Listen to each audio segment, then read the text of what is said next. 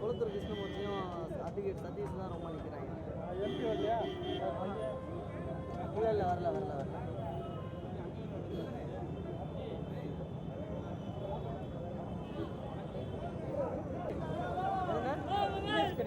எதுல இருக்காப்லையா? தெரியலையே. அவங்கள ஃபீல்டில் எங்கே நாங்கள் போடுறாங்க, இப்போ ரொம்ப அதிகமாக இது போடுறாங்க. சரி.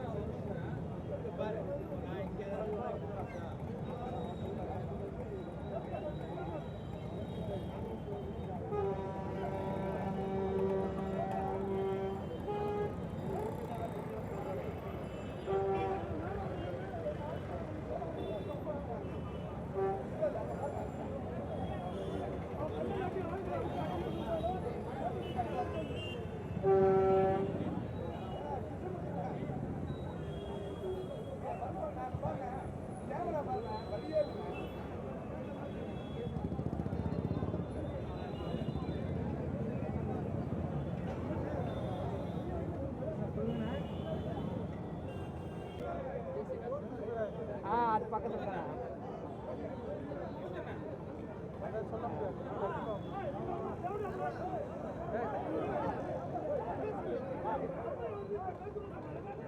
நம்ம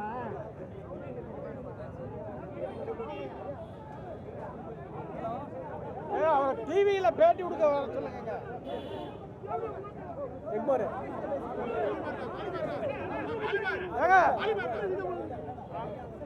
அடுத்தால கண்ணை காட்டி அடிக்கிறதுக்கு செட் பண்றாங்க.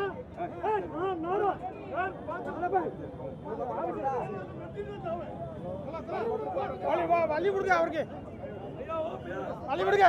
ஏங்க அவர் பேச கொடுங்க.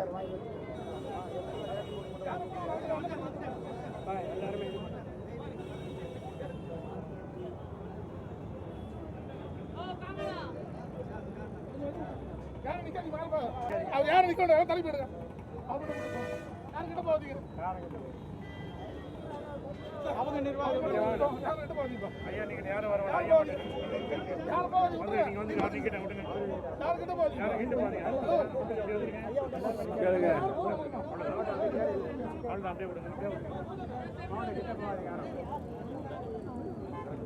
பேசலாமா?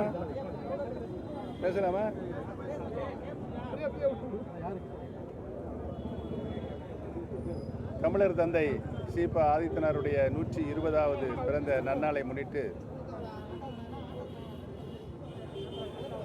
அவருடைய புகழுக்கு புகழ் சேர்க்கின்ற வண்ணமாக அனைத்து இந்திய அண்ணா திராவிட முன்னேற்ற கழக தொண்டர் உரிமை மீட்பு குழுவின் சார்பாக எங்களுடைய புகழஞ்சலியை செலுத்தியிருக்கின்றோம்.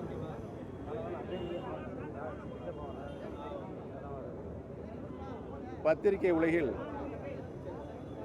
பாமர மக்களிலிருந்து படித்த மக்கள் வரை தமிழை சுலபமாக பத்திரிகையில் படித்து புரிகின்ற வகையில் அவர் ஆற்றிய பணி இன்றைக்கும் கிராமப்புறங்களில் இருக்கின்ற பாமர மக்களால் பாராட்டப்படுகிறது. சட்டமன்ற பேரவைத் தலைவராக, அமைச்சராக, சட்டமன்ற பேரவையில் திருக்குறளை இடம்பெறச் செய்த பெருமையும் அவருக்கு உண்டு. தமிழகம் மட்டுமல்லாமல் உலகத்தில் இருக்கின்ற தமிழருடைய வாழ்வுரிமையை பாதுகாப்பதில் ஐயா சீபா ஆதித்தனுடைய பங்கு அளப்பரியது என்பதனை நான் தெரிவித்துக் கொண்டு அவருடைய புகழ் இந்த உலகம் உள்ளவரை நிலைத்து நிற்கும் என்பதனை தெரிவித்துக் கொள்கிறேன்.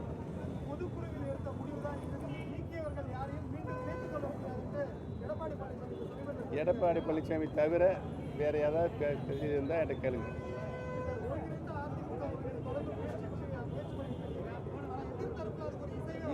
ஏற்கனவே நான் சொல்லிவிட்டேன், அனைத்து இந்திய அன்னார முன்னேற்ற கழகத்தில் பிரிந்திருக்கின்ற சக்திகள் அனைவரும் தொண்டர்கள் ஒருங்கிணையாமல் வெற்றி பெற முடியாது.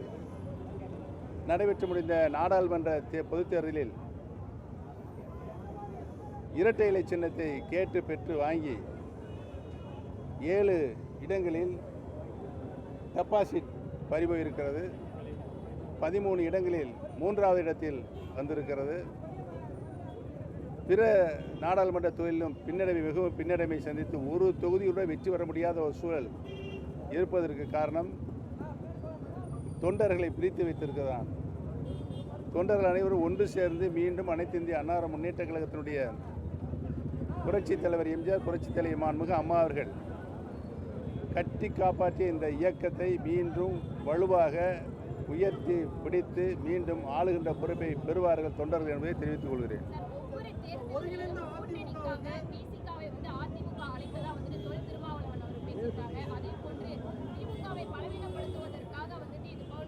இது சம்பந்தப்பட்ட திமுகவையும் சம்பந்தப்பட்ட விடுதலை கட்சி தலைவர் அன்பு சகோதரர் திருமாவளவன் தான் கேட்க வேண்டும். உங்களுக்கெல்லாம் நல்லா தெரியும்,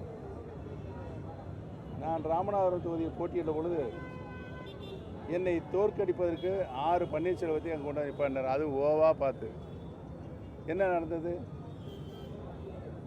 இரட்டை இலையை டெபாசிட் இழக்க செய்த தமிழக அரசியலில் அருவருக்கத்தக்க அரசியல் நடத்தி கொண்டிருப்பவர் தான் அவர்கள் என்பதனை நான் தெரிவித்துக் கொள்கிறேன். இந்தியாவிலே ஒரு சுயேட்சை வெற்றி பெற்றிருக்கிறார். இன்னொரு சுயேட்சையாக நான் பதிவான வாக்குகளில் 33% வாக்குகள் பெற்றிருக்கிறேன் என்பதனையும் தொண்டர்களும் பொதுமக்களும் எங்கள் பக்கம்தான் இருக்கிறார்கள் என்பதை தெரிவித்துக் கொள்கிறேன்.